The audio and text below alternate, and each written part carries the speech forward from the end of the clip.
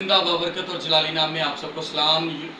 मैं फिल्मसिया चैनल से universal star के साथ, और आज मैं था जड़ावाला में, जहाँ पर एक बहुत बड़ा सानहा हुआ जैसा कि आप सब जानते हैं। लेकिन खुदावंद के फजल से तमाम मसीह कम्युनिटी, पूरा पाकिस्तान जड़ावाला के लिए उठा, और पूरे जड़ावाला में जो होने वाला हादसा है उसके लिए हमारे बहन भाइयों के साथ मिला। मैं आज इस घर में आया था, जैसा मैंने पहले बात की यूनिवर्सल स्टार प्रोग्राम के बारे में। इस वक्त आप पीछे ये कप्स देख रहे हैं, इसमें क्रिकेट के कप है, बॉडी बिल्डिंग के कप है, और भाई के गले में आप मेडल्स देख रहे हैं। यहाँ तक कि दाएं बाएं भी कहीं ना कहीं अलमारियों में कप पड़े हुए हैं। मैंने भाई से कहा कि भाई खरीदे जी? उन्होंने कहा नहीं, मैंने क्रिकेट में और बॉडी बिल्डिंग में ये तमाम मेडल्स, ये कप जीते हुए हैं। यहाँ पर लिखा हुआ है 3rd जूनियर मिस्टर फैसलाबाद, ये भाई है।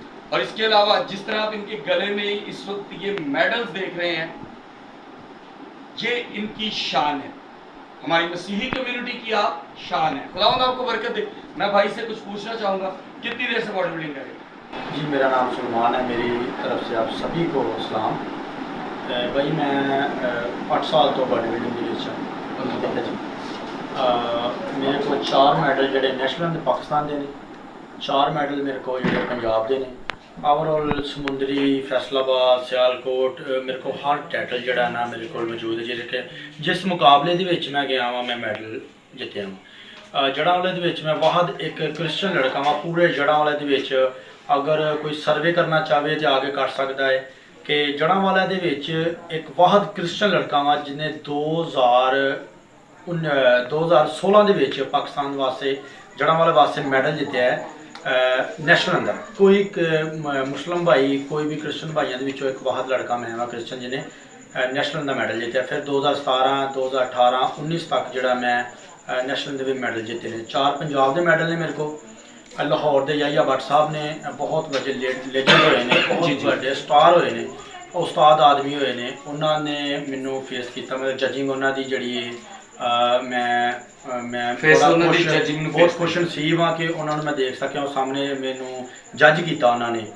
तो मेरे को इन्ने सारे मैडल ने। बाकी मैं नैशनल की तैयारी कर रहा था नैक्सट, तो मेरा बहुत सारा समान सी पिया होया। मैं भाई जेडे अपने ड्राइवर ने उन्होंने मैं गल कर रहा था कि मैनू जो भी मिलना तो खुदावंद की मर्जी के नाल मिलना है। बाकी मेरा इंटरव्यू एक जरूर करिए कि जड़ा मैं ना अपना दस सका अपने क्रिश्चन भाइयों को कि अगर कोई भी भाई मेरी हेल्प करना चाहता है तो मैनू, मैं पैसे नहीं चाहता, मेरी कुछ समान के जरिए ना हेल्प की जाए, जो मैं खान पीन के तरीके। मैं गल समझ गया सारी ताड़ी के, तो माली जरूरत नहीं है, तुम कहते मैं पैसे ना दो। हाँ जी, जो खास चीज़ है, जिस तरह तुम फिटनेस ਲਈ ਤੁਹਾਨੂੰ ਸਮਾਨ ਚਾਹੀਦਾ ਬੋਡੀ ਬਿਲਡਿੰਗ ਦਾ, ਜਾਂ ਹੋ ਸਕਦਾ ਹੈ ਸਪਲੀਮੈਂਟ ਹਰ ਕੋਈ ਯੂਜ਼ ਕਰਦਾ, ਕੋਈ ਨਹੀਂ ਕਹਿੰਦਾ। ਜਿਹੜੇ ਕਹਿੰਦੇ ਨੇ ਨਹੀਂ ਕਰਦੇ ਉਹ ਝੂਠ ਬੋਲਦੇ ਜੀ, ਬਿਲਕੁਲ। ਮਤਲਬ ਉਹ ਸਿਰਫ ਸਾਡੇ ਕੋਲੋਂ ਉਹਨਾਂ ਨੂੰ ਨਹੀਂ ਜ਼ਰੂਰਤ, ਕਹਿੰਦੇ ਨੇ ਮੈਨੂੰ ਨਹੀਂ ਜ਼ਰੂਰਤ ਕਿ ਵੀ ਤੁਸੀਂ ਮੈਨੂੰ ਸਮਾਨ ਦਿਓ, ਬਲਕਿ ਮੈਨੂੰ ਜਿਹੜਾ ਸਮਾਨ ਮੇਰੀ ਐਕਸਰਸਾਈਜ਼ ਲਈ ਦਰਕਾਰ ਹੈ ਉਹ ਦਿਓ। ਔਰ यूनिवर्सल स्टार ते इस टाइम मेरे नाल बड़े खूबसूरत भाई खड़े ने, जेडे साडी मसीह कौम दी शान ने।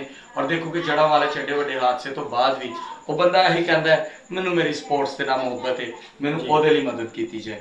सो मैं अपने चैनल की विरासत नाल मैं चाहांगा कि असी भाई नू छोटी जी एक जड़ा, मैं उन्होंने कहा मैनू पैसे नहीं चाहिए, लेकिन यह कि मैं अचानक मिलिया भाई नू ते मैं सारा कुछ देख के तो मैं उन्होंने मजाक कर रहा था। मैं क्या भाई खरीदे जे? तो उन्होंने दसिया कि मैं एक स्पोर्ट्समैन हाँ। सो मेरी तरफ से भाई ये छोटी सी आपके लिए एक रकम है।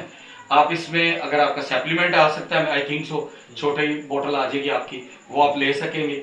और मेरी आप सबसे अपील है, आप सबके पास मेरा नंबर है, मैं चाहूँगा कि भाई के लिए ऐसी सपोर्ट करें जो इनके स्पोर्ट्स के लिए हो।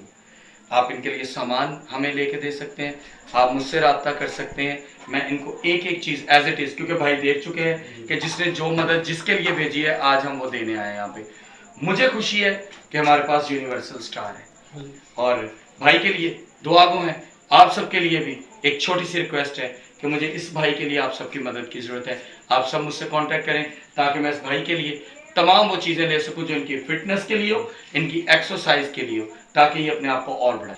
मैं एक चीज़ पूछना चाह रहा था भाई से जो कि बड़ी ख़ास थी कि भाई आपको ये सारे मेडल मिले हुए हैं, और देखें मेडल्स की आपने इतनी बुरी हालत क्यों की हुई है, ये बता सकते हैं? जी, ये भाई मैंने ना ये आग से निकाले हैं। मेरी काफ़ी सारी, ये इधर अगर कैमरामैन दिखा सकता है तो ये मेरी ट्रॉफी पड़ी हुई है, ये मैंने आग से निकाली हैं सारी। ये वाली जो इसलिए बची हैं, टूटी वो भी हुई हैं ऊपर से। ये मैंने ये पिछले कमरे में पड़ी हुई थी, ये फ्रंट पे मैंने रखी हुई थी। जो नेशनल वाली सारी ट्रॉफी थी, पंजाब की, नेशनल की, फैसलाबाद की, समुद्री की, हर जगह की मेरे पास ट्रॉफी पड़ी हुई थी।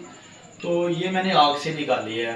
बाइट से हमारे दरवाजे के पास आग, हमारे सामान को बाइट फेंका गया है और आग लगाई है। ये मैंने उधर से आग उठाई। मैं बस एक ही बात कहूँगा लास्ट में कि मुझे आप सबकी ज़रूरत है ताकि इस बंदा को हम स्पोर्ट्स में आगे लेके जा सकें। मेरी जहाँ तक अभी मेरी हैसियत थी, मैंने भाई की सपोर्ट किया। अब आपकी ज़रूरत है, आप इसकी सपोर्ट करें ताकि स्पोर्ट्स में आगे बढ़े और तरक्की करें। और जब ये तरक्की करेगा, मुल्क का नाम रोशन होगा, कम्युनिटी का नाम रोशन होगा। और ख़ास करके हमारे लिए सबसे पहले जो है हमारी कंट्री है, हमारा मुल्क है। और अगर हमारा मुल्क दुनिया में इसका नाम आता है और हमारे भाई की वसासत से आता है, तो हम सब बड़े खुश नसीब होंगे जो इसकी मदद करेंगे। थैंक यू सो मच भाई, खुदा हमने आपकी सलामती है।